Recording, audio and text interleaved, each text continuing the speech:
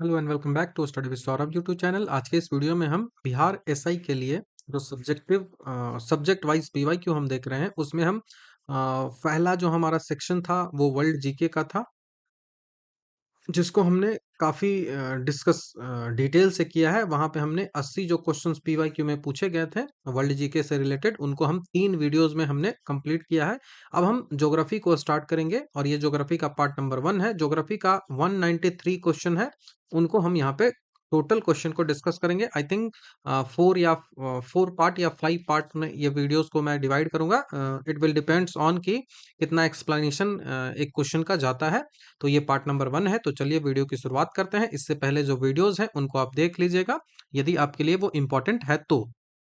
ठीक है। यदि आपने पहले से इन सब चीज़ों को पढ़ रखा है तो आपको ये यहाँ यहाँ वीडियो में समय व्यर्थ करने की ज़रूरत नहीं है। बस जिन्होंने नहीं पढ़ा है ना, वो एक झलक देखकर जाएँगे तो एग्ज़ामिनेशन में आपके लिए काफ़ी ज़्यादा हेल्पफुल होगा। ठीक है? तो सबसे पहला सवाल आपसे पूछा जा रहा है कि which of the following layer absorb ultraviolet ray coming from the सन? सूर्य से जो परावैंगनिक किरणें जो आती हैं, उनको कौन-सा लेयर है वो रोकता है? तो हमारा जो एटमॉस्फेयर होता है उसमें कई सारे लेयर्स होती हैं। हमारे एटमॉस्फेयर के कारण ही हम पृथ्वी पे रह पाते हैं, ये आपको जानकारी होगी। तो इसमें जो ओज़ोनोस्फेयर जिसको बोलते हैं, ओज़ोन मंडल जिसको बोलते हैं, यही पराबैंगनी किरण को रोकता है और ये समताप मंडल में होता है। तो ये ऑप्शन नंबर सी हमारा यहाँ से आंसर बनेगा। ओज़ोन लेयर जो होता है वो स्ट्रेटोस्फेयर में होता है, समताप मंडल को क्या बोलते हैं? स्ट्रेटो स्फेयर इसको कहा जाता है। इसी के जो निचला हिस्सा होता है ना, उसी को ओजोन लेयर कहा जाता है, जो कि सूर्य से आने वाले जितने भी अल्ट्रावायलेट ले होते हैं, जो कि बहुत हानिकारक होते हैं, लगभग 99% जो है वो उनको रोक लेता है ओजोन। ओजोन किसको बोलते हैं? तो ऑक्सीजन का जो ट्राई एटॉमिक जो होता है उसको हम ओजोन कहते हैं, O3 कहते हैं। ओजोन से त्वचा का कैंसर होता है, मोतियाबिंद, ये सब जैसी बीमारियां ओजोन से हो जाती है। दैट्स वाई इस ओजोन को रोकना बहुत जरूरी है।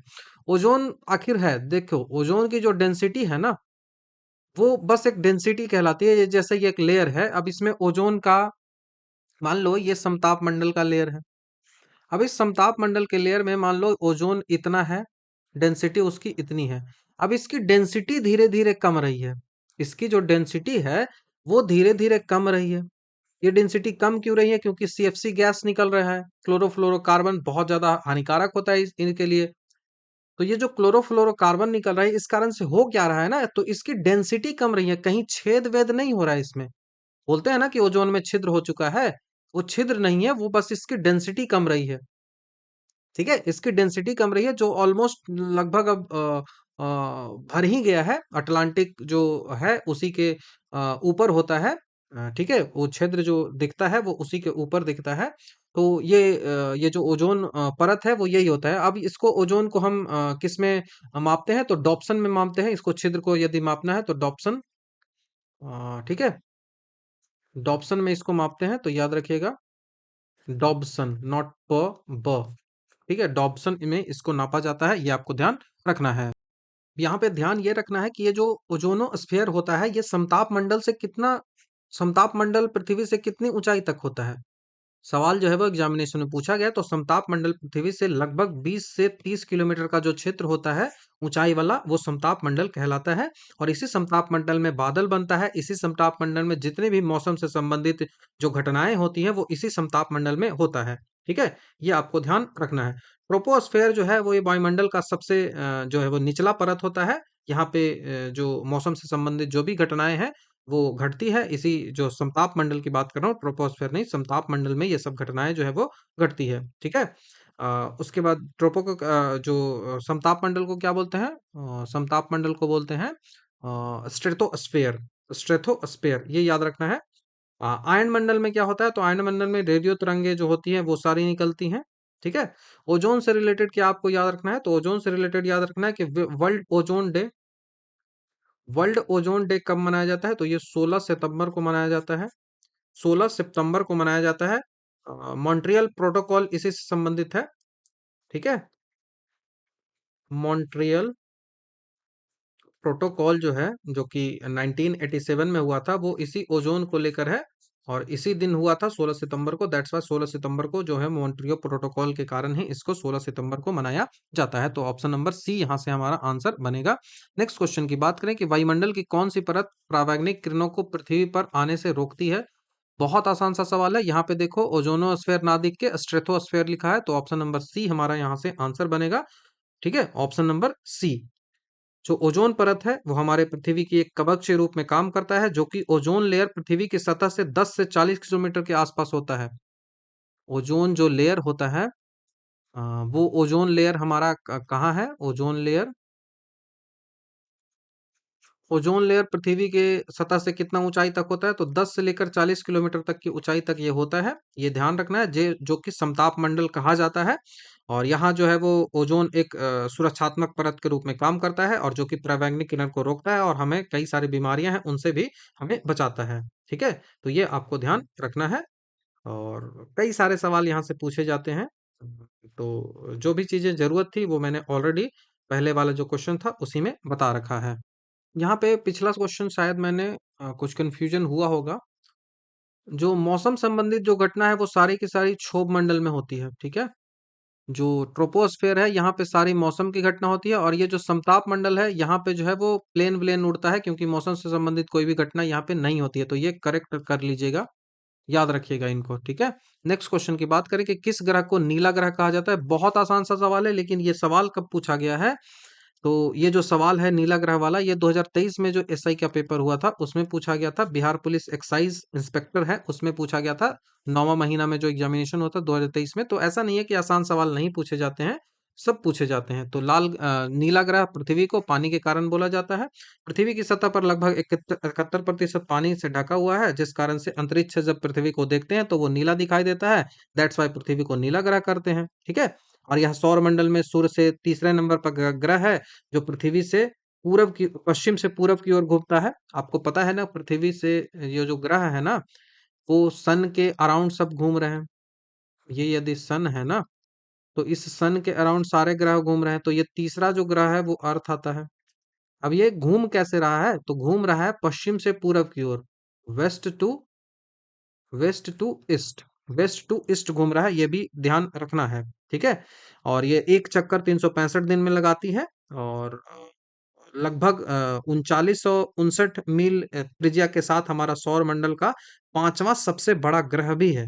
तो यदि आपको पृथ्वी की त्रिज्या पूछ ली जाए, रेडियस पूछ ली जाए, तो रेडियस आपको क्या याद रखना है? रेडियस याद रखना है 3959 मील। तो इतना इसका रेडियस होता है। ठीक है, और इससे सौर मंडल का यदि हम बड़े की बात करें तो ये तो पोजीशन के हिसाब से तीसरा है, लेकिन साइज के हिसाब से बात करें तो फिफ्थ नंबर पे अर्थ आता है साइज के हिसाब से। और इसका औसत घनत्व की बात करें तो 5.5 जो है वो ग्राम पर सेंटीमीटर क्यूब इसका होता है। और यह एकमात्र ये जो पृथ्वी है इसका एकमात्र चंद्रमा है, और उस चंद्रमा को चंद्रमा ही कहा जाता है। ठीक है, उसका कोई स्पेशल एक नाम नहीं है। तो ये आपको ध्यान रखना है।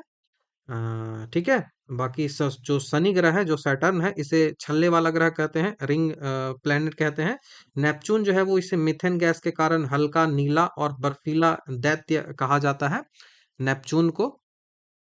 ठीक है, नेपच्यून जो है वो हल्का नीला या फिर बर्फीला दैत्य इनको कहा जाता है। तो ये देखो, इसको कहा जाता है पेल ब्लू,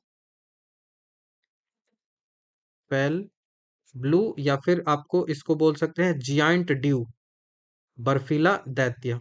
इसको कहा जाता है वरुण को, सैटर्न को रिंग्ड प्लैनेट कहा जाता है। पृथ्वी एकमात्र उपग्रह चंद्रमा मैंने बताया है, और पृथ्वी से पृथ्वी सूर्य से दूरी के क्रम में तीसरा ग्रह आता है। और लेंथ में बात साइज में बात करूं तो साइज में पांचवा नंबर पे आता है। ये भी आपको ध्यान रखना है। ठीक है, नेक्स्ट क्वेश्चन की ओर बढ़ते हैं।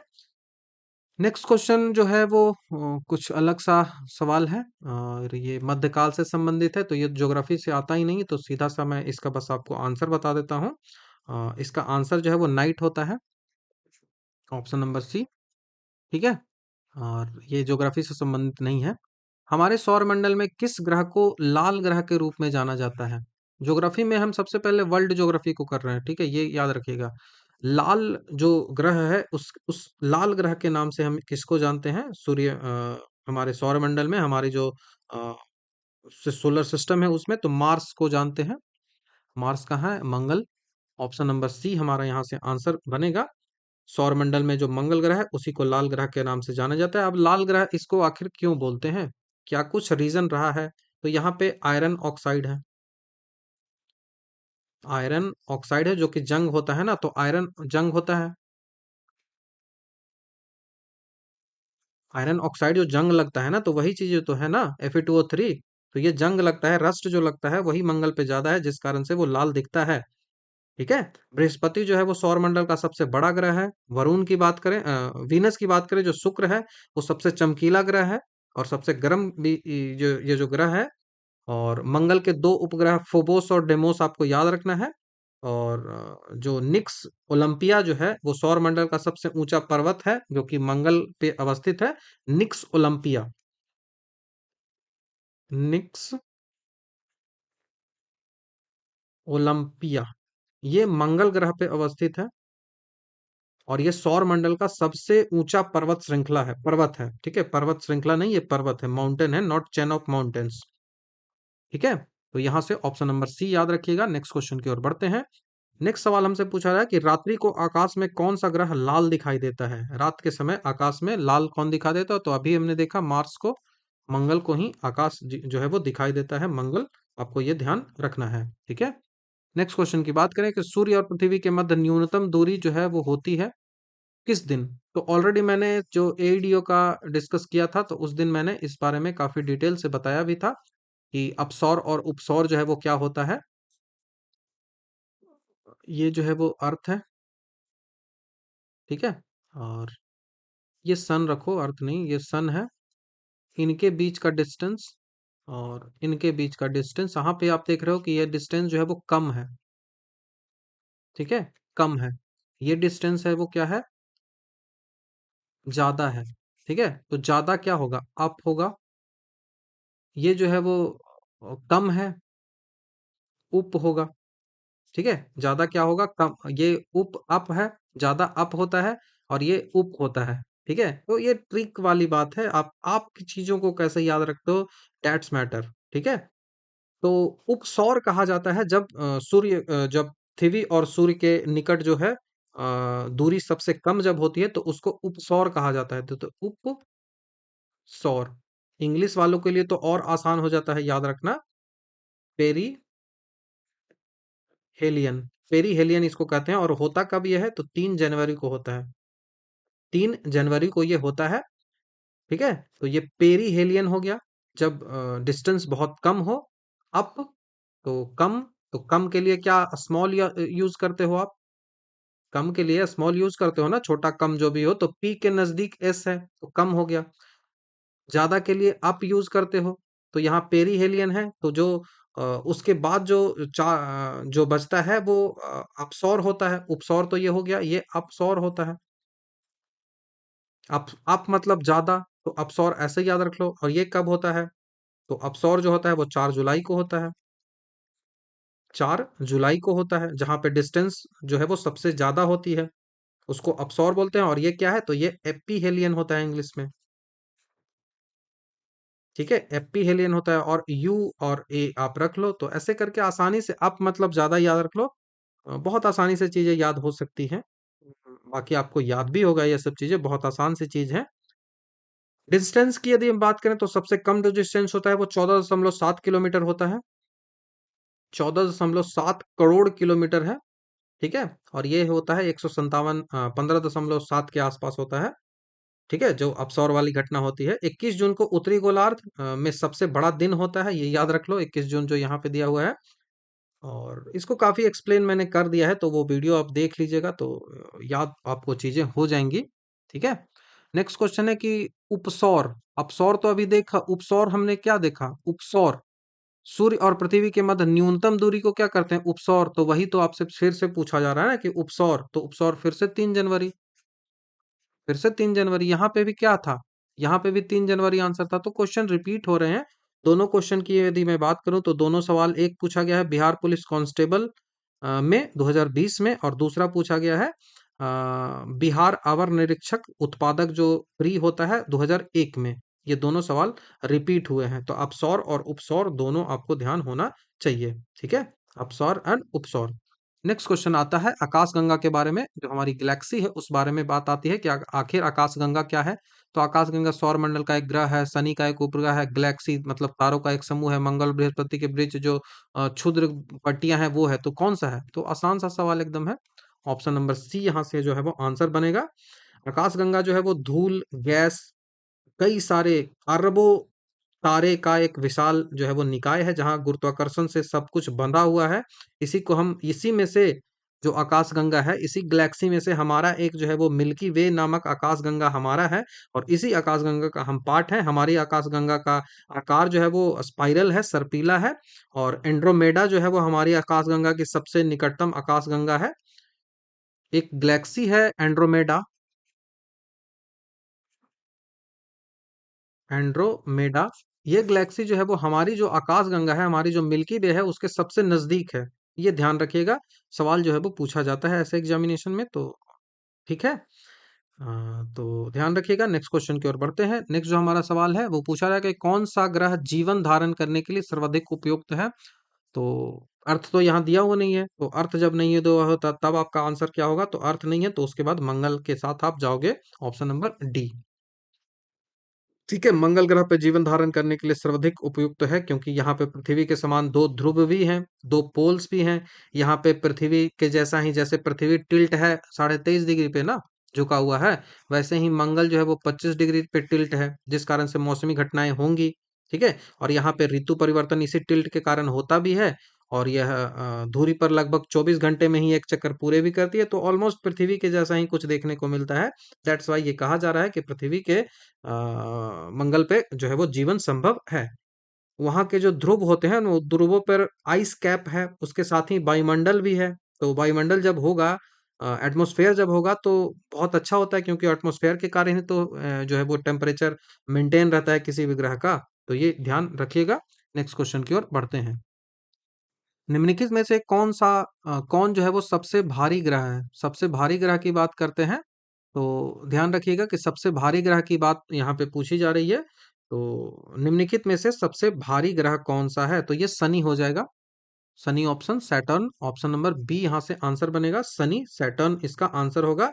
दिया गया जितना भी विकल्प है, पृथ्वी, शनि, मंगल, शुक्र, इसमें शनि जो है वो सबसे भारी और बड़ा ग्रह है। वास्तव में पूरे सौरमंडल का सबसे भारी जो ग्रह होगा वो बृहस्पति होगा, लेकिन वो विकल्प में है नहीं, तो वही चीजें यहाँ पे लिख दिया गया है। ठीक है, तो ये याद रखना है। और पृथ्वी जो है वो इनर प्लेनेट में सबसे भारी होता है। इनर और आउटर की हम कभी बात कर लेंगे, पढ़ेंगे उस बारे में। ठीक है, तो ध्यान रखिएगा यहाँ के हिसाब से कौन है, ऑप्शन के हिसाब से शनि है, लेकिन सबसे ज्यादा कौन है? तो बृहस्पति होगा। ठीक है, बृहस्पति। नेक्स्ट क्वेश्चन की बात करते हैं। नेक्स्ट सवाल है कि सूर्य के सबसे निकट कौन सा ग्रह है? सूर्य के सबसे नजदीक जो है वो कौन सा ग्रह है? तो सूर्य के जो सबसे नजदीक है वो बुध है, मरकरी जिसको कहते हैं, ऑप्शन नंबर सी। सूर्य के सबसे नजदीक ग्रह जो है वो बुध है, मरकरी है। और यह सूर्य से औसत इसकी दूरी बात करें तो 5.8 किलोमीटर की औसत दूरी है, और यह सौर मंडल का सबसे छोटा ग्रह है। बुध का कोई भी उपग्रह नहीं है। बुध और शुक्र जो दोनों है ना, दोनों का कोई भी उपग्रह नहीं है। यहाँ तापमान जो टेम्परेचर डिफरेंस है वो सबसे अधिक होता है। दिन बहुत गर्म होता है, रातें बहुत ठंडी होती है। रीजन आपको पता है। ठीक है, रीजन आपको पता है। यहाँ जो बुध और सूर्य का सबसे जो है वो सौरमंडल का सबसे छोटा है, यहाँ पे जो है वो यहाँ पे ना 88 दिनों में सूर्य परिक्रमा पूरी तरीके से कर लेता है। ये सन है ना, तो ये सन के नजदीक जितना रहेगा वो जो उतना जल्दी कर लेगा। 88 दिनों में हमारा तीसरा नंबर पे है, तो हमको 365 दिन लग जाते हैं करने में। वैसे ही सबसे जो दूर होगा वो जो और ज्यादा लग जाएगा। तो सूर्य से यदि हम दूरी के अनुसार ग्रहों को लिखें, तो आपको याद भी होना चाहिए, बुध, शुक्र, पृथ्वी, मंगल, बृहस्पति, शनि, अरुण और वरुण होता है। ठीक है, ये ध्यान आपको रखना है। तो नेक्स्ट क्वेश्चन की ओर बढ़ते हैं। नेक्स्ट सवाल है कि ग्रह जो सूर्य की परिक्रमा करने में 88 दिन लगाता है, तो अभी तो मैंने बताया ना, मरकरी, बुध, ऑप्शन नंबर बी हमारा यहाँ से आंसर बनेगा, जो कि सबसे नजदीक है। और अपने कक्षा में यह कितनी तेजी से घूमता है? तो 47 किलोमीटर प्रति घंटा से घूमता है। ठीक है, 47 किलोमीटर प्रति घंटा से घूमता है। पृथ्वी 365 दिन लगाता है, मंगल 687 दिन लगाता है, और शुक्र जो है वो 225 दिन लगाता है। तो मंगल का याद रख सकते हो आप, 687 दिन। मंगल का 687 दिन याद रख सकते हो। ठीक है। नेक्स्ट क्वेश्चन, मॉर्निंग स्टार किसे कहा जाता है? भोर का तारा, जिसको हिंदी में आप बोलोगे। ये सब भी सवाल मतलब क्या ही है। शुक्र, इसको जल्दी जल्दी चढ़ते हैं। ऑप्शन नंबर बी शुक्र हो जाएगा।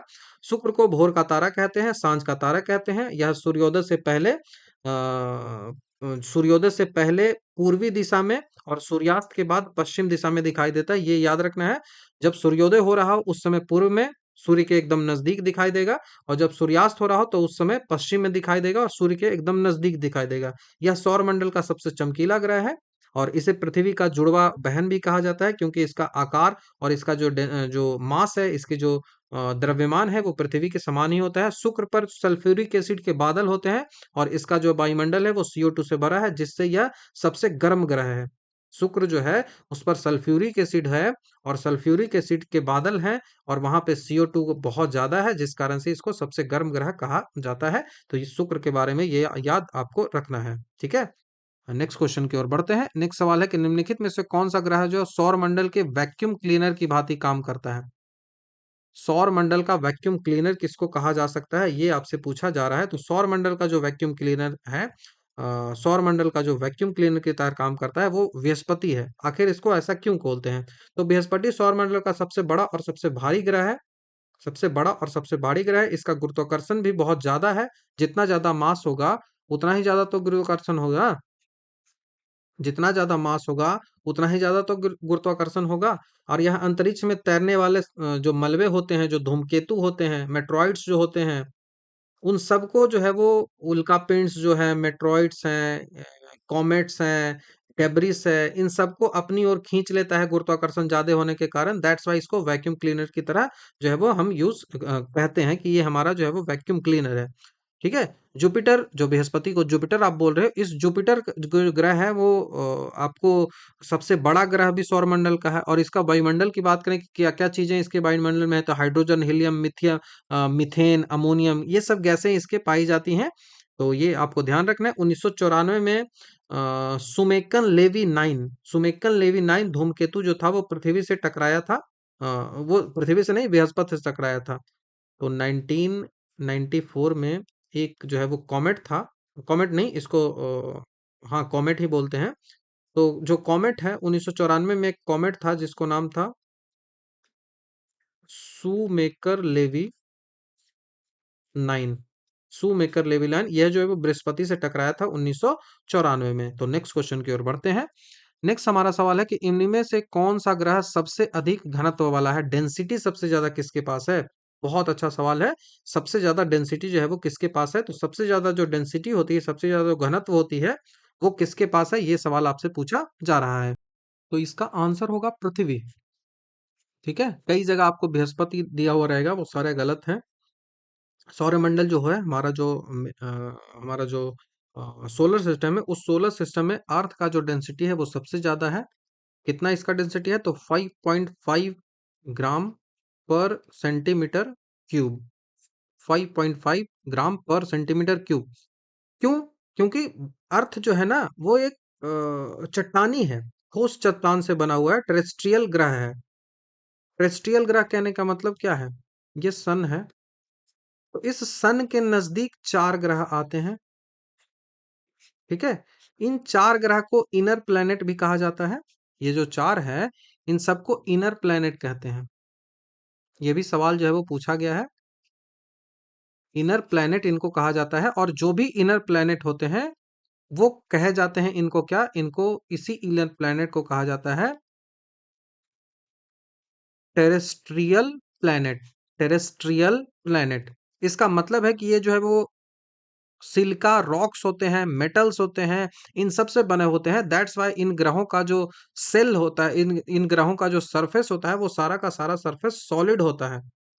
इनका सरफेस जो है वो सॉलिड होता है। जैसे कौन कौन सा? तो मरकरी, वीनस, अर्थ, मार्स। पहले वाले जुपिटर से पहले जो है, बृहस्पति से पहले जो है, मरकरी, वीनस, अर्थ, मार्स। मरकरी, वीनस, अर्थ, मार्स, ये सारे आते हैं इनर प्लैनेट्स में। ठीक है। तो ये आपको ध्यान रखना है कि डेंसिटी जो है वो ज्यादा क्यों अर्थ की होती है और कैसे होती है, ये आपको ध्यान रखना है। तो इनर प्लैनेट में, और आउटर प्लैनेट में जब पूछ देगा तो वो जुपिटर को आ जाएगा। जुपिटर का गैस का होता है। जुपिटर का बात करूं तो 33 ग्राम पर सेंटीमीटर क्यूब होता है। तो ये याद रखना है, 1.33। और आउटर में बात करूं तो सबसे ज्यादा इसी का है, और इनर में बात करूं तो सबसे ज्यादा अर्थ का है, जो कि तीसरा नंबर पे आता है। तो ऑप्शन नंबर बी आपको यहाँ से ध्यान रखना है। ठीक है। और पूरा क्रम की यदि हम यहाँ पे बात करें कि कैसे कैसे चलता है डेंसिटी के बारे में, तो पृथ्वी है, उसके बाद मरकरी का आता है, फिर जो है वो वीनस का आता है, फिर मार्स का आता है, इनर प्लेनेट का ही आएगा, ये भी आपको ध्यान रखना है। ठीक है। इनर प्लेनेट का ही आएगा, ये भी आपको ध्यान रखना है। ये अर्थ है ना, ये अर्थ है। और ऊपर वाला ये जो है वो मरकरी है, ये जो है वो वीनस है, ये अर्थ है, और ये मार्स है, ये मार्स है। ठीक है, ये मार्स है। तो सबसे पहला कौन है? सबसे पहला अर्थ आएगा, अर्थ की डेंसिटी सबसे ज्यादा हो जाएगी, उसके बाद मरकरी की डेंसिटी होगी, ये दूसरा हो गया। मरकरी के बाद वीनस का डेंसिटी होगा, देन जाके फोर्थ नंबर पे मार्स का डेंसिटी होगा। अब हम चलिए नेक्स्ट क्वेश्चन की ओर बढ़ते हैं। नेक्स्ट सवाल है कि निम्नलिखित में से किस वर्ष प्लूटो को उसके पूर्व में ग्रह की जो पदस्थिति थी उससे हटा दिया गया था? प्लूटो को अब ग्रह नहीं माना जाता, इसका रीजन में मैं बात करूंगा, लेकिन कब हटाया गया था? तो 2006 में हटाया गया था। कई बार ये सवाल जो है वो पूछा गया, 2019 में ये एसआई में पूछा गया है। 2019 का जो एसआई है उसमें पूछा गया है। अगस्त 2006 में प्राग में एक अंतरराष्ट्रीय खगोलीय संघ हुआ था, इंटरनेशनल एस्ट्रोनॉमिकल यूनियन जो है, प्राग में अगस्त 2006 में हुआ था। इसमें जो प्लूटो है उसको ग्रह की जो कैटेगरी है उससे हटा दिया गया, क्योंकि वो ग्रह की जो परिभाषा थी ना, जो परिभाषा थी, जो डेफिनेशन था एक एक ग्रह होने के लिए, एक प्लेनेट होने के लिए, वो फॉलो नहीं कर रहा था। दैट्स वाई इसको हटाया गया था। अब उसको फिर हटाने के बाद उसको क्या कह रहा था? हटाने के बाद कहा गया कि आप ड्वार्फ प्लेनेट हो। क्या है आप ड्वार्फ प्लेनेट हो। ड्वार्फ प्लेनेट इनको कहा गया, बौना ग्रह इसको कहा गया। अब क्यों नहीं माना गया? क्योंकि ग्रह जो है वो उसकी नई परिभाषा तय की गई और कहा गया कि प्लूटो जो है वो नेपच्यून की जो ऑर्बिट होती है, उन और नेपच्यून के ऑर्बिट को वो काट देता है। दैट्स वाई उसको हम ग्रह नहीं मान सकते। ऐसे चलता है ना, तो एक ही ऑर्बिट में आपको घूमना चाहिए, लेकिन वो क्या कर रहा है कि ना इसकी ऑर्बिट को काट रहा है, नेपच्यून की ऑर्बिट को प्लूटो काट रहा है। दैट्स वाई उसको ग्रह की कैटेगरी में नहीं माना जाता है।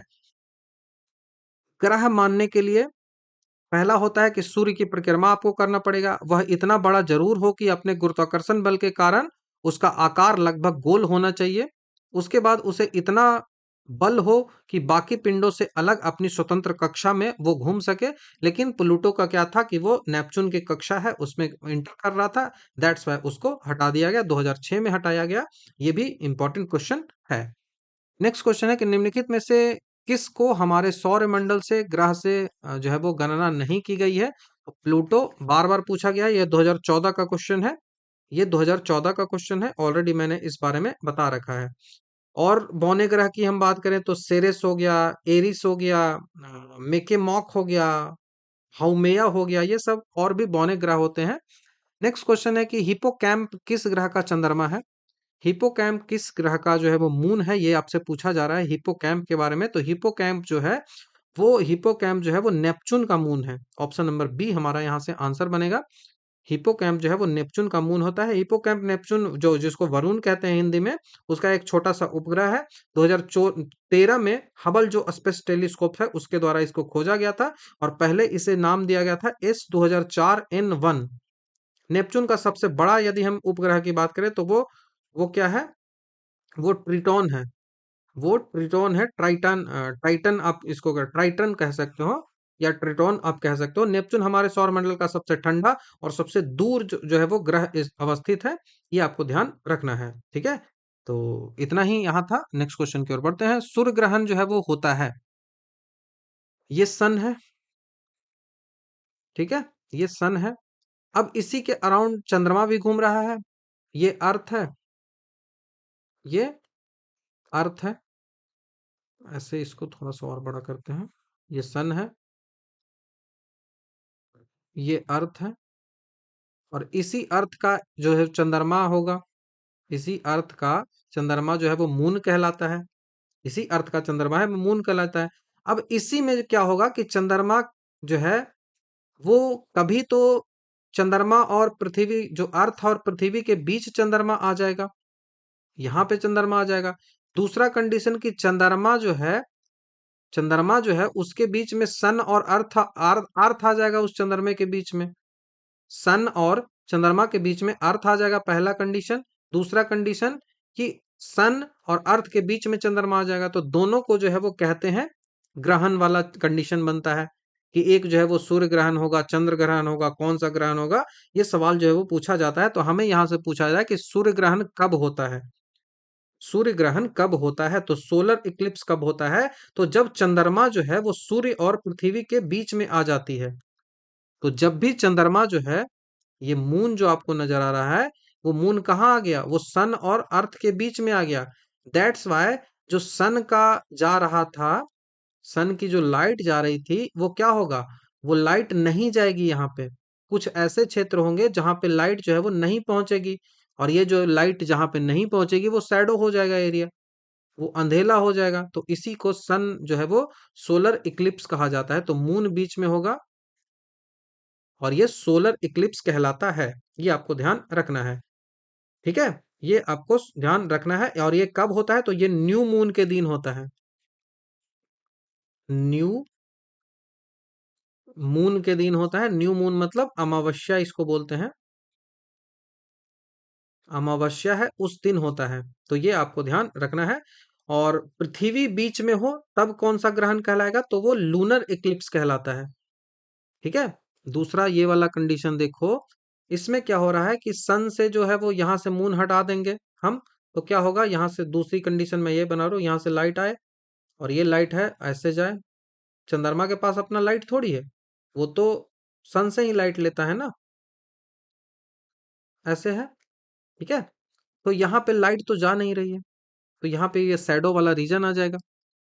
तो इसी को बोल देंगे कि ये क्या है, ये जो है वो सोलर इक्लिप्स नहीं, ये लूनर इक्लिप्स है, ठीक है। ये लूनर इक्लिप्स है। अब आपको पूरा समझ में आ गया होगा लूनर इक्लिप्स के बारे में। और ये कब होता है, ये फुल मून को होता है, फुल मून को हो जाता है, जिसके पूर्णिमा कहते हैं, जिसे हिंदू धर्म में पूर्णिमा कहा जाता है। तो ये आपको ध्यान रखना है। तो यहाँ से ऑप्शन नंबर कौन सा आंसर बनेगा, ऑप्शन नंबर ए, चंद्रमा बीच में आ जाती है। तो चंद्रमा जब भी बीच में आएगी तो वो बनेगा, चंद्रमा जब भी बीच में आएगी तो वो सूर्य ग्रहण बनेगा। और जब कौन सा, जब अ, जब अर्थ बीच में आएगी तो वो चंद्र ग्रहण बनेगा। अब आपको समझ में आ रहा होगा कैसे क्या होता है। नेक्स्ट क्वेश्चन की ओर बढ़ते हैं। सौर्य मंडल में क्षुद्र ग्रह जो बेल्ट होता है वो निम्नलिखित में से किन दो ग्रहों के बीच में होता है। आसान सा सवाल है और बहुत ज्यादा पूछा भी जाता है।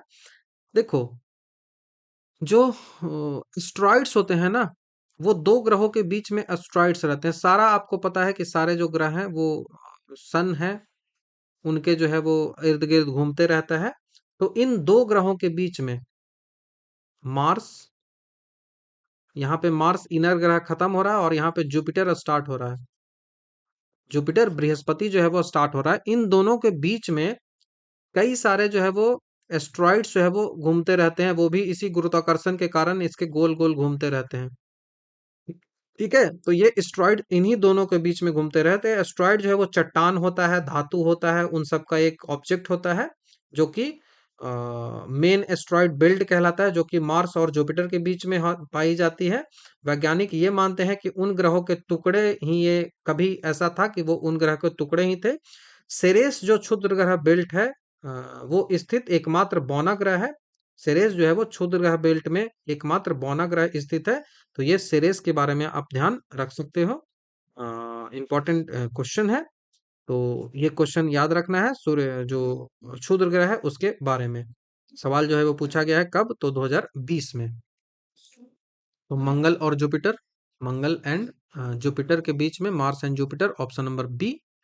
नेक्स्ट क्वेश्चन की बात करें कि सूर्य से दूरी के अनुसार पृथ्वी और बुध ग्रहों के बीच में कौन सा ग्रह है, ठीक है। पृथ्वी, सूर्य से दूरी के अनुसार ये सन है, इससे दूरी के अनुसार पृथ्वी और बुध के बीच में कौन सा है, तो ये ऐसे है, ऐसे है, ऐसे है, ये है अर्थ। और ये है जो बुध है, तो इस बीच में आपसे पूछा जा रहा है कि ये वाला कौन है। ऐसे भी कंसेप्चुअल सवाल जो है वो पूछे जाते हैं। तो ये वाला जो बीच वाला है वो वीनस है। ऑप्शन नंबर सी शुक्र है। ठीक है, ऑप्शन नंबर सी यहाँ से आंसर होगा, शुक्र उसको कहा जाता है। तो पूरा आपको क्रम ही याद होना चाहिए कि सूर्य से ग्रहों का सही क्रम। तो बुध होता है सबसे पहले, वीनस होता है, अर्थ होता है, मंगल होता है। तो ऐसे करके ये आपको याद रखना है। मैंने बता भी रखा है काफी डिटेल से इनको। तो नेक्स्ट क्वेश्चन की ओर बढ़ते हैं। नेक्स्ट सवाल पूछा रहा है कि निम्नलिखित में से कौन सा मंडल जो है, कौन सौर मंडल का सदस्य नहीं है। Which of the following is not member of solar system. Solar system का कौन सा मेंबर नहीं है ये पूछा जा रहा है। तो सोलर सिस्टम में जो है वो स्टार लिंक जो होती है, स्टार लिंक जो होती है, कॉन्स्टिलेशन मतलब ताराकार जो कहा जाता है, वो इसका मेंबर नहीं है। तो ऑप्शन नंबर सी हमारा यहाँ से आंसर बन जाएगा। सोलर सिस्टम में आखिर आता क्या है। तो सोलर सिस्टम में आपका सन आता है, प्लेनेट आते हैं। ठीक है, सन आता है, प्लेनेट आता है, जो हमारी जो सैटेलाइट्स हैं वो आती हैं, हमारे जो कॉमेट्स हैं वो आते हैं, एस्ट्रॉइड आते हैं, मेट्रॉइड्स आते हैं। ये सारे जो हैं, जो भी ग्रेविटी से बाउंडेड है वो सारा का सारा सोलर सिस्टम में आता है। लेकिन जो कॉन्स्टिलेशन होता है, ठीक है, कॉन्स्टिलेशन जो होता है, ताराकार जो होता है, वो इसमें नहीं आता है। वो सौरमंडल से बहुत दूर होता है और स्थित एक अन्य तारा है, जो जैसे कि सीरियस या ध्रुव तारा जिसको कहते हैं, ये सौरमंडल का हिस्सा नहीं होता है, क्योंकि ये ग्रेविटेशनल में आता ही नहीं है। ये ग्रेविटेशनल में आता ही नहीं है। तो ऑप्शन नंबर सी हमारा यहाँ से आंसर बन जाएगा। नेक्स्ट क्वेश्चन की ओर बढ़ते हैं। नेक्स्ट सवाल है कि निम्नलिखित में से कौन सा तारामंडल अप्रैल महीने में आकाश के उत्तरी भाग में दिखाई देता है। Which of the following constellation is visible in the north part of sky in the month of April. अप्रैल के महीने में नॉर्थ पार्ट में कौन सा दिखाई देता है। तो ये आपसे पूछा जा रहा है, कौन सा दिखाई देता है। तो इसका आंसर होगा बृहत सप्तऋषि। ठीक है, अर्सा मेजर जिसको बोलते हैं, ग्रेट बियर जिसको कहा जाता है। तो ये ऑप्शन नंबर सी यहाँ से हमको आंसर बन जाएगा। जो सप्तऋषि होता है वो बृहत सप्तऋषि इसे कहता है, इसे ग्रेट बियर कहा जाता है। यह 7 तारों का एक समूह होता है, जो पतंग या फिर चम्मच के आकार जैसा आपको दिखाई देगा। और आपको ये दिखाई देगा। और वसंत ऋतु जैसे कि अप्रैल का माह माह होता है, उसमें उत्तरी आकाश में यह स्पष्ट रूप से आप इसको देख सकते हो।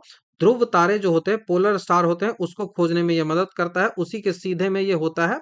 तो उत्तर में यही सवाल पूछा जाता है बार बार, उत्तर वाला। यहाँ तो सीधे अर्सा मेजर पूछा है ना, बृहत सप्तऋषि ग्रेट बियर, तो इसी के उत्तर में जो है ना, इसी के सामने जो है वो ध्रुव तारा होता भी है। ऐसे करके इसको फाइंड किया जाता है। ठीक है, तो यहाँ याद रखिएगा। नेक्स्ट क्वेश्चन की हम बात करते हैं। नेक्स्ट सवाल है कि निम्नलिखित में से कौन सा ग्रह जो है वो आकार और द्रव्यमान के मामले में पृथ्वी के लगभग समान है। क्या मैंने इसको नहीं बताया अभी। तो इसको मैंने बता रखा है। तो इसका होगा शुक्र, वीनस। इसको वीनस होगा। क्यों होगा। तो वीनस जो है वो उसका व्यास हो, उसका जो है वो डायमीटर हो, उसका द्रव्यमान हो, वो पृथ्वी के लगभग बराबर होता है। लगभग मतलब 95% तक बराबर होता है। दैट्स वाई वीनस को हम अर्थ का ट्विन कहते हैं, अर्थ ट्विन, अर्थ की जुड़वा बहन भी इसे कहा जाता है। शुक्र अपने अक्ष पर पूर्व से पश्चिम की ओर घूमता है। ठीक है, पूर्व से पश्चिम की ओर शुक्र अपना अक्ष पे घूमता है। इसी तरह से यूरेनस भी पूर्व से पश्चिम की ओर घूमता है। लेकिन और सारे जो ग्रह होते हैं, और सारे जो ग्रह होते हैं, आप देखो, याद रखो, आप याद रखो कि वीनस और उसके साथ ही साथ यूरेनस, ये दोनों जो है वो उल्टा घूमते हैं। ये दोनों जो है वो पूरब से पश्चिम की ओर घूमते हैं, ईस्ट से वेस्ट की ओर घूमते हैं। और इसके बाद जो बचे हुए सारे हैं वो वेस्ट से ईस्ट की ओर घूमते हैं, पश्चिम से पूरब की ओर घूमते हैं। तो ये आपको ध्यान रखना है। ठीक है, नेक्स्ट क्वेश्चन की ओर बढ़ते हैं। टाइटन किसका चंद्रमा है। टाइटन जो है वो किसका चंद्रमा है। तो सैटर्न का है। ऑप्शन नंबर ए हमारा यहाँ से आंसर बनेगा। टाइटन जो है वो सैटर्न का जो है वो चंद्रमा है, शनि का चंद्रमा है। और शनि का यह सबसे बड़ा उपग्रह भी है, और यह पूरे सौरमंडल का दूसरा सबसे बड़ा उपग्रह है। पहला जो है वो गिनीमेड है, जो कि बृहस्पति का है। टाइटन एकमात्र ऐसा चंद्रमा है जिसका अपना जो है वो डेंस एटमॉस्फेयर होता है। तो टाइटन का एटमॉस्फेयर भी है, ये भी ध्यान रखना है। इसका अपना एटमॉस्फेयर, और ये एक पहला मतलब एक ऐसा ही एकमात्र चंद्रमा है, यूनिक है ये, क्योंकि इसके पास अपना एटमॉस्फेयर होता है। तो ये आपको ध्यान रखना है। ठीक है, नेक्स्ट क्वेश्चन की ओर बढ़ते हैं। नेक्स्ट सवाल है कि पृथ्वी का एकमात्र प्राकृतिक उपग्रह कौन सा है? तो वो चंद्रमा ही हो जाएगा। ऑप्शन नंबर डी हमारा यहाँ से आंसर बनेगा। 3,84,000 किलोमीटर ये हमसे दूर है। चंद्रमा हमारा 3,84,000 किलोमीटर ये पूछा जाता है। आर्यभट्ट जो है वो भारत का पहला कृत्रिम आर्टिफिशियल जो वो उपग्रह था, 1975 में हमने यूएसएसआर की हेल्प से छोड़ा था। हेली एक धूमकेतु है जो 76 साल में दिखाई देता है। ठीक है, नेक्स्ट क्वेश्चन की ओर बढ़ते हैं। पृथ्वी के भ्रमण की गति कितनी है? पृथ्वी जो भ्रमण करती है, जो रोटेशन करती है, ऐसे घूमे, ये रिवॉल्यूशन कहलाया। अपने अक्ष पे ऐसे ऐसे घुमा, ये रोटेशन कहलाया। तो ये घूमती है कितनी तेजी से, ये आपसे पूछा जा रहा है। तो 28 किलोमीटर पर मिनट, 28 किलोमीटर पर मिनट आपको ये ध्यान रखना है। ऑप्शन नंबर ए हमारा यहाँ से आंसर बनेगा। एकदम रट लीजिएगा, नहीं समझ में आ रहा है तो पृथ्वी अपनी धुरी पर कैसे घूमती है? तो ये जो घूमती है वो वेस्ट टू ईस्ट घूमती है, पश्चिम से पूरब की ओर घूमती है। कितनी स्पीड से घूमती है? तो वो घूमती है 27.8।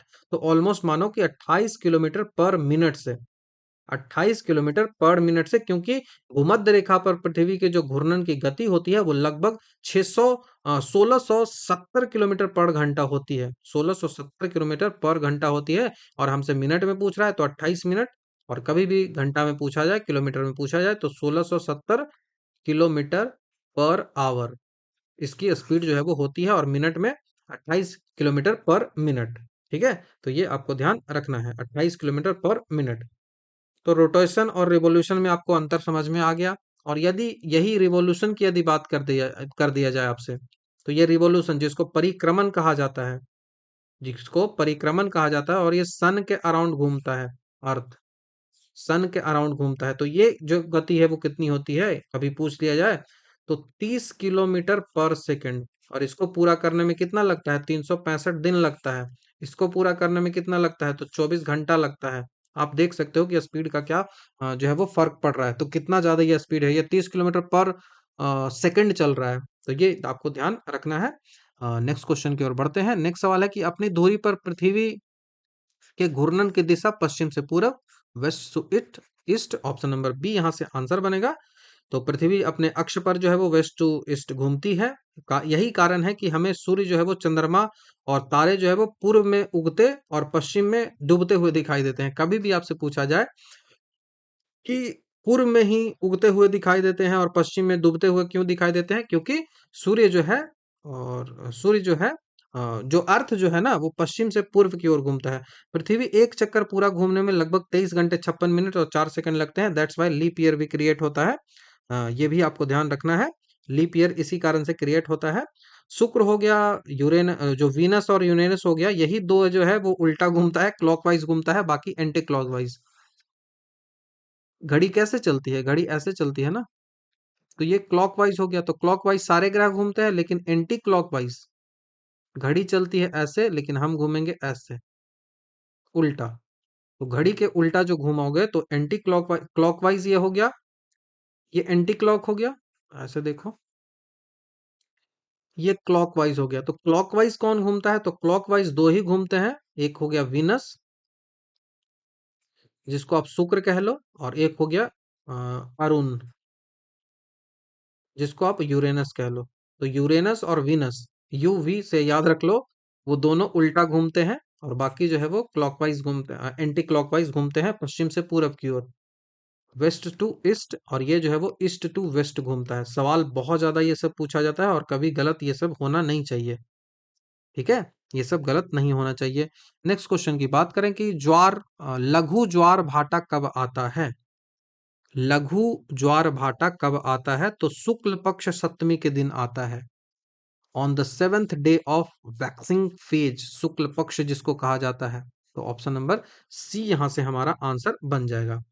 लघु जो ज्वार होता है उसको निप टाइड बोलते हैं, निप टाइड कहा जाता है। और ये तभी आता है जब सन और अर्थ और चंद्रमा के एक दूसरे के लगभग समकोण में आ जाते हैं। ठीक है, सन, उसके बाद कौन सा? तो सन के बाद जो है वो अर्थ, और उसके बाद क्या है? तो उसके बाद मून है। ये सारे यदि समकोण में आ जाएंगे, ये सारे यदि राइट एंगल में आ जाएंगे, मतलब कि 90 डिग्री का इनके बीच यदि कोण बनेगा, तब जाके जो है वो नीप टाइडल आता है। और यह स्थिति जो है वो सूर्य और चंद्रमा के गुरुत्वाकर्षण बल जो है वो एक दूसरे के विपरीत कार्य करता है, इसके कारण ही होता है, जिससे ज्वार की ऊंचाई जो है वो सामान्य से कम होती है। और यह स्थिति महीने के सप्तमी या फिर अष्टमी, शुक्ल पक्ष और कृष्ण पक्ष दोनों में ये होता है। सप्तमी और अष्टमी को पूर्णिमा और अमावस्या इन दिन जो है वो स्प्रिंग टाइड आता है, जिसको दृघ ज्वार कहते हो। तो अभी कभी पूछ लिया जाए, पूछा ही जाएगा, पूछ क्या लिया जाए, स्प्रिंग टाइड, इसमें जो है वो ज्वार बहुत ऊंचा ऊंचा आता है। तो ये स्प्रिंग टाइड जिसको हम कहते हैं कि दृघ ज्वार कहा जाता है, ये कब आता है? तो ये जो है वो पूर्णिमा और अमावस्या को आता है। इसमें क्या होता है कि सूर्य, चंद्रमा और पृथ्वी जो है वो एक सीधी रेखा में होते हैं। 90 डिग्री जब होगा तो कितना बनेगा? 90 डिग्री जब होगा तो कम बनेगा, ठीक है, नीप टाइड बनेगा। लेकिन जैसे ही ये जो है वो एक ही लाइन में आ जाएंगे, ये तो 90 डिग्री वाला हो गया, लेकिन जैसे ही एक ही लाइन में तीनों आ गए हैं, तब क्या होगा? तब बहुत ज्यादा बहेगा, ठीक है। बहुत ज्यादा जो टाइड है वो बहुत ज्यादा ऊंची होगी, तो सब भी सीधी रेखा में होगी, और सीधी रेखा को कहा जाता है सैजी। इसको याद रख लोगे, ठीक है। तो नेक्स्ट क्वेश्चन की ओर हम बढ़ते हैं। नेक्स्ट सवाल है कि भूमध्य रेखा निम्नलिखित में से किस देश के मध्य से नहीं गुजरती है? भूमध्य रेखा किससे नहीं गुजरती है? तो आसान सा सवाल, ऑप्शन इंडिया देकर हो गया, क्योंकि इंडिया से तो 800 किलोमीटर के आसपास दूर है, ठीक है। इंडिया से तो 800 किलोमीटर के आसपास भूमध्य रेखा दूर ही है, आपको पता है। भूमध्य रेखा जो 0 डिग्री कहलाता है उसको ही इक्वेटर कहा जाता है, और इक्वेटर से तो दूर ही है, अंडमान निकोबार यहाँ है। तो 800 किलोमीटर दूर होता है इक्वेटर भारत से, ये आपको पता भी है। तो पृथ्वी जो है इसके उत्तर और दक्षिण में जो विभाजित किया गया है, इसको कर्क रेखा बोलते हैं, नीचे वाले को मकर रेखा बोलते हैं। ये 23.5 डिग्री, ये 23.5 डिग्री, ये 0 डिग्री। तो ये भारत से कहाँ गुजर रहा है? नहीं गुजर रहा है। तो पूरे उत्तरी गोलार्ध में भारत होता है, दैट्स वाई भारत से ये नहीं गुजरेगा। भारत का लास्ट जो छोर होता है वो 6.4 होता है, और यदि जमीन की बात करें तो 8.4 उत्तरी अक्षांश होता है। तो भूमध्य रेखा भारत से तो गुजरेगी नहीं। तो भूमध्य रेखा जो है वो 13 कंट्री से होकर गुजरती है, इक्वाडोर, कोलंबिया, ब्राजील, और Gabon, Congo, Uganda, Kenya, Somalia, Maldives, Indonesia, Kiribati. तो ये सब से होकर गुजरता है, 13 स्टेट से, 13 कंट्री से। तो ये आपको ध्यान रख लेना है, कभी पूछा जाए तो ध्यान होना चाहिए आपको। 13 से निकलती है, और 3 महाद्वीपों से होकर ये जाती है, 3 कॉन्टिनेंट से होकर जाती है, और 3 जल निकाय से भी होकर, 3 जो जल निकाय है, महाद्वीप हैं, 3 महाद्वीप से और 3 जल निकाय से ये होकर गुजरती है। तो ये आपको ध्यान रखना है। भारत में कर्क रेखा है जो कि भारत के 8 राज्यों से होकर गुजरती है, और भारत से कर्क रेखा भी गुजरती है। हाँ, ये आपको याद भी होगा। भूमध्य रेखा निम्नलिखित में से किस देश से होकर नहीं गुजरती है? अब देखो भारत यहाँ पे ऑप्शन में नहीं है, तो थोड़ा सा मैप को आप ध्यान में रखिएगा तो आपको कुछ कुछ कुछ चीजें याद आएंगी। क्या मैक्सिको से होकर गुजरती है? क्या मैक्सिको से होकर गुजरती है? तो नहीं, मैक्सिको नहीं होगा ये, क्योंकि ऊपर एकदम पार्ट आता है, पनामा नहर नीचे आएगी तभी ना, पनामा के बाद ही ना ऐसे। ये हो गया नॉर्थ अमेरिका, तो ये हो गया साउथ अमेरिका, और ऐसे तो पनामा नहर जुड़ा हुआ है ना। और यहीं पे ये वाला पार्ट जो है वो नीचे वाला मैक्सिको कहलाता है, ये यूएसए कहलाता है।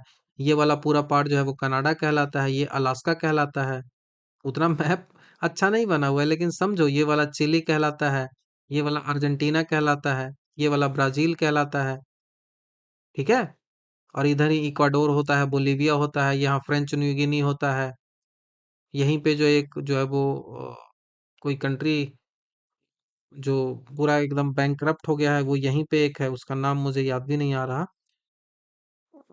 ठीक है, तो ये सब यहाँ पे होता है। मैक्सिको तो यहाँ आएगा नहीं, तो ये ध्यान आपको रखना है। बाकी 13 कंट्रियों से होकर गुजरता है, ये मैंने ऑलरेडी बताया। केनिया, इंडोनेशिया और ब्राजील भूमध्य रेखा से गुजरने वाले में से हैं। नेक्स्ट क्वेश्चन की बात करें कि निम्नलिखित में से पृथ्वी के पेरिडोटाइट परत है। निम्नलिखित में से पृथ्वी की जो पेरिडोटाइट परत है वो कौन सा है? पेरिडोटाइट जो लेयर है वो पृथ्वी का कौन सा है? ये आपसे सवाल जो है वो पूछा जा रहा है, ठीक है, पेरिडोटाइट लेयर। तो ये जो होगा इसका आंसर होगा मेंटल, ठीक है। यहाँ पे देखो, कंफ्यूजन नहीं होना है, कई जगह आपको अपर क्रस्ट देखने को आंसर मिलेगा, लेकिन नहीं, ये जो है वो मेंटल, और पूरी तरह से मेंटल नहीं, ये अपर मेंटल इसका आंसर होगा, अपर मेंटल। याद रखिएगा, अपर मेंटल इसका आंसर होगा। ये जो आपको पेरिडोटाइट आपको दिख रहा है, पेरिडोटाइट जो दिख रहा है वो पृथ्वी की परतों में से एक है, जो मुख्य रूप से पृथ्वी के मेंटल की प्रमुख चट्टानें हैं, ना कि अपर क्रस्ट की ये चट्टान है। याद रखिएगा, ये एक अल्ट्रामॉर्फिक रॉक है। यह जो है पेरिडोटाइट है, वो एक अल्ट्रामॉर्फिक रॉक है, जो कि एक इग्निशियस रॉक है, और यह मुख्य रूप से किसका बना हुआ है, तो ओलिविन और पाइरोक्सिन जो खनिज है उसका ये बना हुआ होता है। ठीक है, ओरिविन और पाइरोक्सिन जो खनिज होता है, जो मिनरल्स होते हैं, उनके ये बना होता है, और ये पृथ्वी के मेंटल, विशेषकर से ऊपरी मेंटल पे ये मिलता है, जो कि 30 किलोमीटर की गहराई से लेकर 400 किलोमीटर तक देखने को मिलता है। तो ये आपको यहाँ से एकदम क्लियर हो गया होगा। याद रखिएगा, क्रस्ट जो होता है वो मुख्य रूप से ग्रेनाइट और बेसाल्ट से मिलकर बना होता है, पेरिडोटाइट ये नहीं होता है। तो ये ए ही ऑप्शन आपको याद रखना है, बी वाला नहीं याद रखना है। ठीक है, नेक्स्ट क्वेश्चन की ओर बढ़ते हैं। नेक्स्ट सवाल है कि भूपर पट्टी में सर्वाधिक पाया जाने वाला खनिज कौन सा है। जो हमारी पृथ्वी की भूपर पट्टी है उसमें सबसे ज्यादा खनिज कौन सा पाया जाता है, तो वो फेल्सपार पाया जाता है। ऑप्शन नंबर डी यहाँ से आंसर बनेगा, वो फेल्सपार जो है वो पाया जाता है। ठीक है, फेल्सपार। अब यहाँ पे देखो, फेल्सपार जो है वो पृथ्वी की क्रस्ट जो होता है, भूपर पट्टी जो होता है, वहां पे पाए जाने वाले सबसे प्रचुर मात्रा में खनिज है, और भूपर पट्टी का लगभग 60%, 50 से 60% के बीच पाया जाता है। क्वाड जो है वो दूसरा सबसे प्रचुर खनिज होता है। क्वाड जो है वो ये फर्स्ट नंबर पे आता है, ये दूसरे नंबर पे आता है। एलिमेंट, यदि एलिमेंट प्रश्न में पूछा जाए, तत्व यदि प्रश्न में पूछा जाए, तब ऑक्सीजन होगा, और दूसरा जो है वो सिलिकन होगा।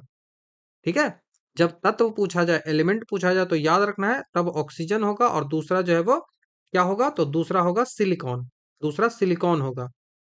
ठीक है, याद रखना है। तो ऑक्सीजन कितना होता है, 47%, उसके बाद सिलिकॉन, देन एल्युमिनियम, देन लोहा, और वो भी मेटल पूछा जाए तो एल्युमिनियम। ठीक है, ये आपको ध्यान रखा है। फेलिस्पार क्या है, तो ये एल्युमिनियम का एक अयस्क होता है, जिसका रासायनिक सूत्र आपको ध्यान नहीं रखना है। तो फेल्सपार आपको यहाँ से याद रखिएगा। नेक्स्ट क्वेश्चन की ओर बढ़ते हैं। नेक्स्ट सवाल है कि भारत का एक राज्य जिसे कर्क रेखा दो भागों में नहीं बांटती है, भारत का कौन सा एक राज्य है जिसे कर्क रेखा दो भागों में नहीं बांटती है, यह सवाल आपसे पूछा जा रहा है। तो ये उड़ीसा हो जाएगा। ऑप्शन नंबर ए हमारा यहाँ से आंसर बनेगा, उड़ीसा। बाकी पश्चिम बंगाल, गुजरात, राजस्थान, इनके दो भागों में ये नहीं बांटती है। इनको दो भागों में बांटती है, और कर्क रेखा जो है वो उड़ीसा को नहीं बांटती है। तो कर्क रेखा उत्तरी गोलार्ध में भूमध्य रेखा के समानांतर ग्लोब पर पश्चिम से पूरब की ओर खींची गई एक काल्पनिक रेखा है, जो कि 23.5 डिग्री अक्षांश से होकर गुजरती है, और यह भारत के 8 राज्यों से होकर गुजरती है। गुजरात, राजस्थान, मध्य प्रदेश, छत्तीसगढ़, झारखंड, पश्चिम बंगाल, त्रिपुरा, मिजोरम, कहीं भी आपको उड़ीसा देखने को नहीं मिलेगा। ठीक है, आपको यह ध्यान रखना है। तो उड़ीसा कर्क रेखा के दक्षिण में स्थित है, इस कारण से यह कर्क रेखा से नहीं कटती है। याद आपको रखना है। नेक्स्ट क्वेश्चन की बात करें कि कर्क रेखा निम्नलिखित में से किस राज्यों से होकर नहीं गुजरती है, तो फिर से वही आ गया, उड़ीसा से होकर नहीं गुजरेगी। ये जो है वो समय रेखा होती है, ये कर्क रेखा होती है, ये दोनों कहाँ मिलती है, तो छत्तीसगढ़ में मिलती है। आप मुझे नाम बता के बता दो। और ये 5 राज्यों से होकर गुजरती है, ये 8 राज्यों से होकर गुजरती है, इसका 5 का नाम मुझे बता दो। बहुत इंपॉर्टेंट ये सब क्वेश्चन है। ठीक है, नेक्स्ट क्वेश्चन की ओर बढ़ते हैं। भारतीय प्रायद्वीप का कौन सा शहर जो है वो 8 डिग्री अक्षांश के निकटतम है। ये सब बहुत टफ टाइप का सवाल है। ठीक है, तो भारतीय प्रायद्वीप का कौन सा जो है वो शहर है, वो 8 डिग्री अक्षांश से निकटतम से होकर गुजरती है। ये जो है वो ना, बिहार अवर निरीक्षक उत्पादक प्री की परीक्षा 2001 में पूछा गया था। तो ये आसान सा सवाल इसलिए हो जाता है कि 8 डिग्री जैसे ही बोलेगा तो आपको कन्याकुमारी ध्यान आ ही जाएगा। तो ऑप्शन नंबर सी हमारा यहाँ से आंसर बनेगा, कन्याकुमारी। ठीक है, जो कि 8 डिग्री 4 मिनट उत्तरी अक्षांश है। तो ये आपको ध्यान रखना है। नेक्स्ट क्वेश्चन की ओर बढ़ते हैं। नेक्स्ट सवाल है कि एकमात्र एशियाई देश जहां पे विषुवत रेखा गुजरती है। विषुवत रेखा मतलब इक्वेटर गुजरती है। तो आप देखो, इक्वेटर कहाँ से गुजरती है, इंडोनेशिया से गुजरती है। मैंने कई बार आपको बता के रखा है, इंडोनेशिया से। तो इंडोनेशिया एकमात्र जो है वो एशियाई देश है जिससे होकर भूमध्य रेखा जो है वो गुजरती है।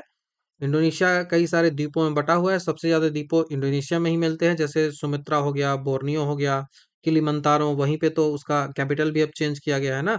सुलावासी द्वीप हो गया, हलमारेहो द्वीप हो गया, इन सब से लेकर यहाँ गुजरती है। यहीं पे आपको सुंडा जल संधि भी मिलती है, ठीक है। और मलेशिया, फिलीपींस, सिंगापुर, इन सब से होकर तो गुजरती ही नहीं है, ये ध्यान आपको रखना है। नेक्स्ट क्वेश्चन की बात करें कि वह शहर कौन सा देशांतर, उस शहर का देशांतर क्या है जहां स्थानीय समय जो है वो 6 बजे शाम है, जबकि ग्रीनविच समय जो है वो 4 बज रहा है। GMT जो है यहाँ पे जो है वो 4 बज रहा है, ठीक है। 4 बजे का शाम है, 4 बजे का शाम है, मतलब ये PM है। और हमसे पूछ रहा है कि कौन सा समय, उस जगह का समय जहां का स्थानीय समय 6 बजे शाम है, जबकि ग्रीनविच का समय जो है वो 4 बज रहा है। तो स्थानीय समय 6 बजे का शाम है, ये 4 बजे का शाम है। इधर जाएंगे तो पॉजिटिव की ओर बढ़ता है, इधर जाएंगे तो निगेटिव की ओर बढ़ता है। तो हमें पॉजिटिव की ओर बढ़ना है, हमें पॉजिटिव की ओर बढ़ना है। कितना? 6 बजाना है शाम। कितना डिफरेंस आ रहा है? 2 आवर का डिफरेंस आ रहा है। आपको पता है कि 15 डिग्री में 15 मिनट का डिफरेंस यदि लाना है, तो 15 मिनट का डिफरेंस लाना है तो 4 बढ़ना पड़ता है। हाँ, 15 डिग्री बढ़ेंगे तो 4 मिनट का डिफरेंस आता है। 15 डिग्री, 15 अक्षांश की ओर बढ़ेंगे। जैसे देखो, ऐसे समझो, ये जो देशांतर है ना, एक देशांतर बढ़ता है ना तो समय बढ़ते चला जाता है, ऐसे इधर पॉजिटिव की ओर, इधर निगेटिव की ओर, इधर पॉजिटिव की ओर, इधर निगेटिव की ओर। तो इन दोनों के बीच 2 घंटे का अंतर आपको दिख रहा है, दोनों के बीच 2 घंटे का अंतर मिल रहा है।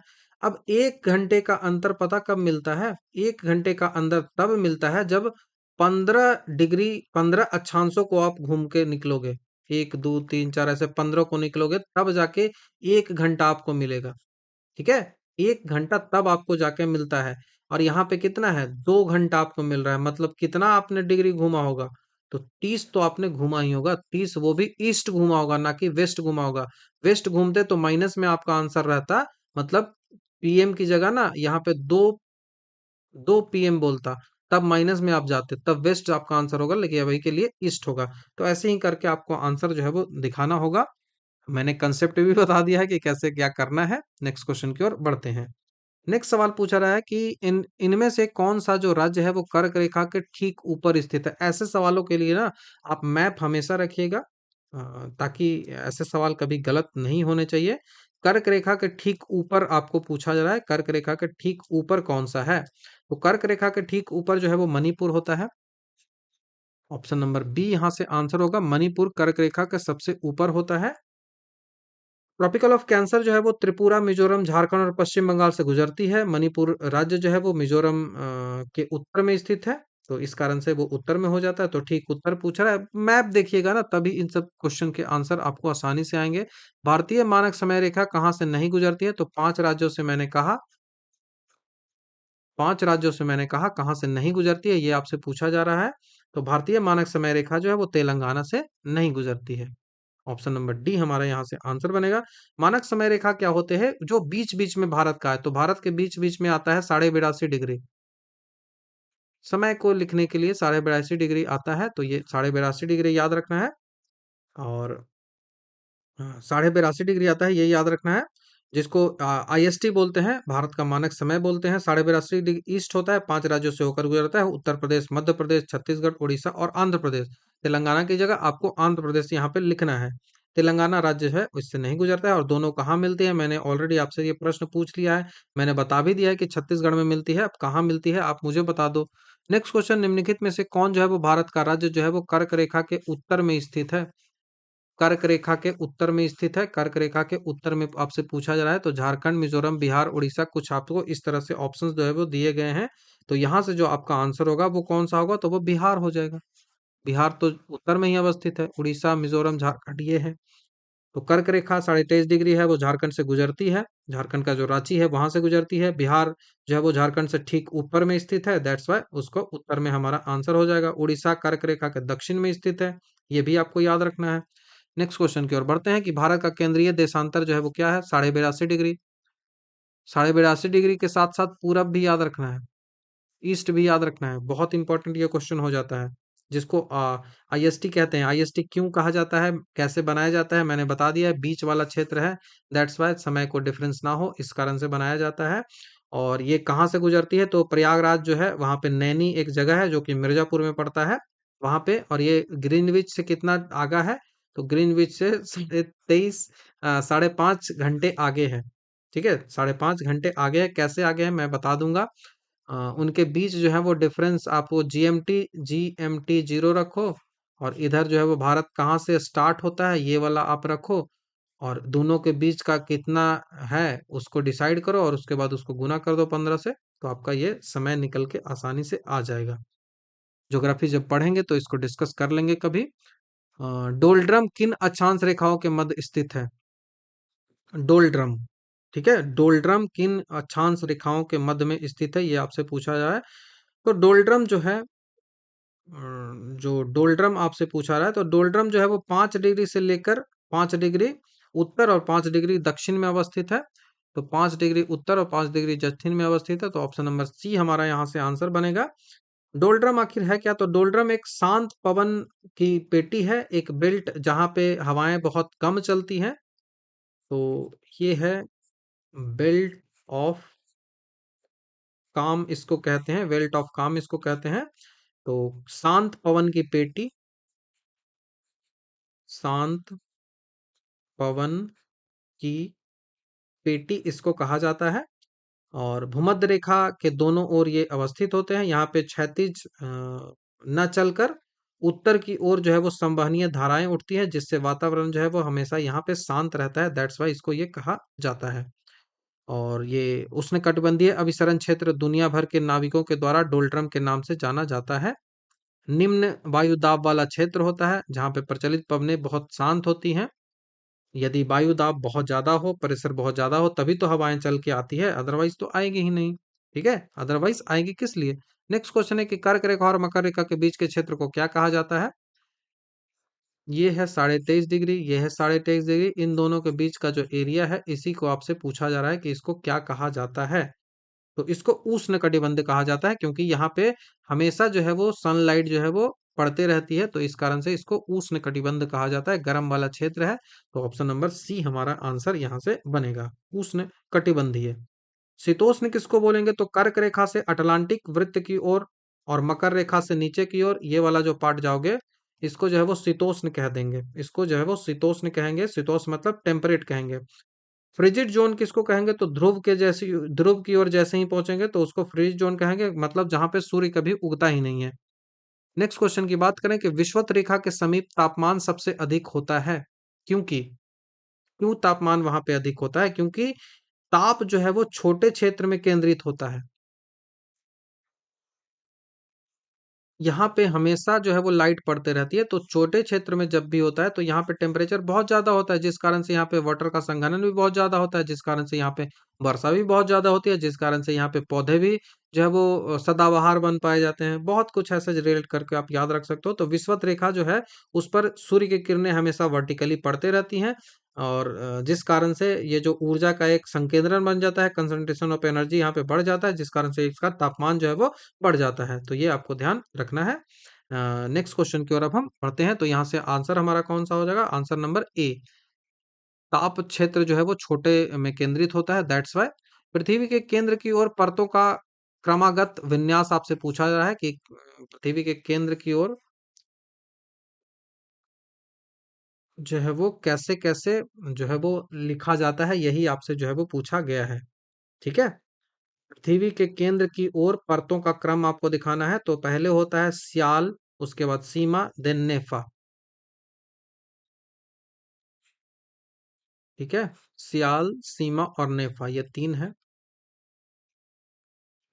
तो ये क्या हो गया, ये हो गया सियाल, जिसको ऐसे लिखोगे सिलिका एंड एल्युमिनियम, तो ये सियाल हो गया। उसके बाद सीमा लिखोगे, ठीक है, उसके बाद सीमा लिखोगे, देन क्या लिखोगे, देन निफा लिखोगे। ये क्रम आपको ध्यान रखना है, ठीक है, ये क्रम आपको ध्यान रखना है। किसने ये दिया था, तो एडवन स्विन जो है उसी ने ये रासायनिक संरचना के आधार पर पृथ्वी को 3 परतों में बांटा था। तो किसने ये रासायनिक संरचना के आधार पर बांटा है 3 परतों में? तो ये बांटा है एडवर्ड स्विस। एडवर्ड स्विस है, उसने इसको डिवाइड किया है 3 पार्टों में, सियाल, सीमा और सेफा।